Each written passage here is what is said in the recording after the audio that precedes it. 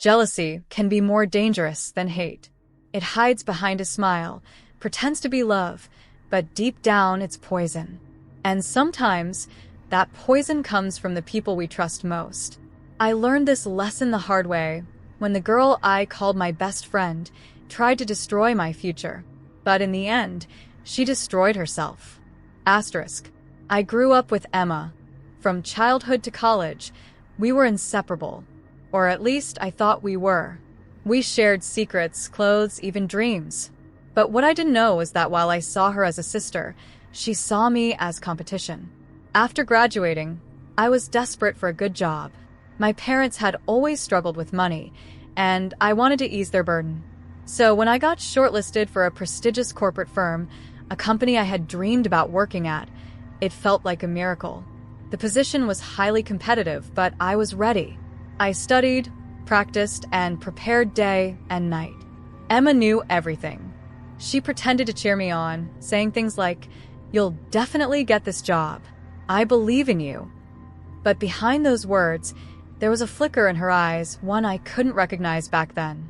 The interview was scheduled for Friday morning at 10 a.m. I had set alarms, reminders, everything. But the night before, Emma came over. She told me, "Hey, I heard from a friend that they rescheduled your interview to 2 p.m. Check your email. I'm sure it's there." Confused, I checked but saw nothing. Emma insisted. "Sometimes updates go late.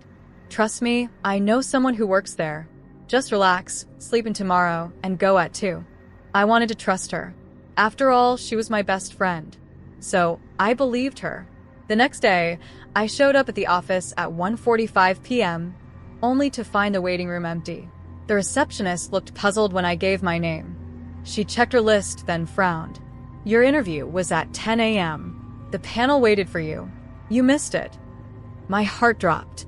I stammered, tried to explain. But she shook her head. "I'm sorry. We can't reschedule. The hiring team has moved on."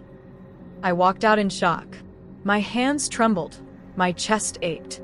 Months of preparation gone. Just like that. When I told Emma, she gasped, faked concern, hugged me. "Oh my God, are you serious? That's awful." Maybe it was just bad luck, but her words didn't feel right. Something in her tone was off. That night, I couldn't sleep. My mind replayed everything. Why had she been so insistent about the time change? Why did she say she knew someone there? Slowly, the pieces started fitting together. The next morning, I decided to check my email history. I scrolled through my inbox, then my spam. And that's when I noticed something strange. A series of emails I had never sent, but from my account. They were addressed to the company. Short, careless replies. One even said, "Sorry, I can't make it at 10 a.m. Can we push to later?" My stomach dropped. Someone had been accessing my account, and there was only one person who had ever used my laptop recently. Emma.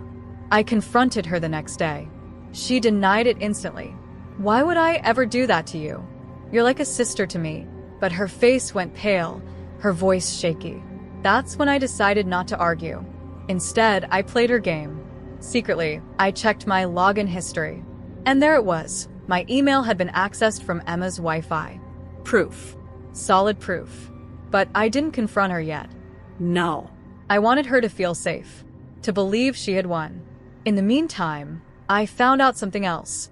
Emma had applied for the same company, the same position, and she had been rejected in the first round. Suddenly, everything made sense.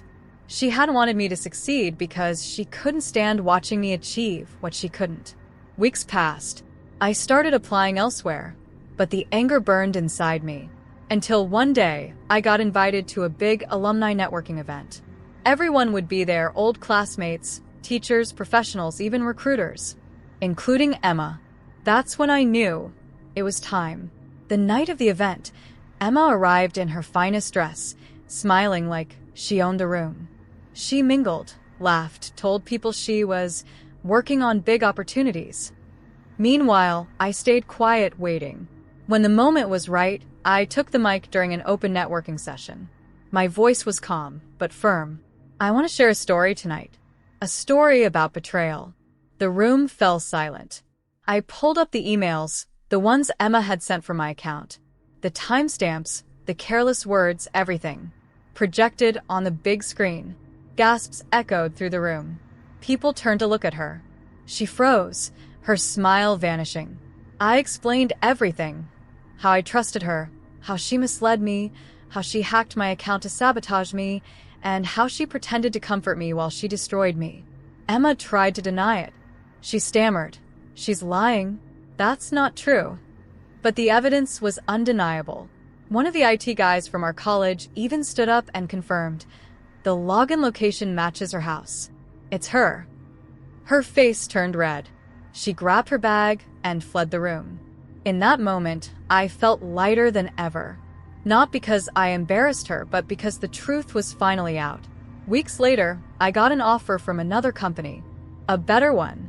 Higher pay, more respect. And every time I walked into that office, I remembered the lesson. Jealousy hides in plain sight. As for Emma, she became infamous in our circle. No one trusted her anymore. The girl who once wanted to ruin me, ruined herself.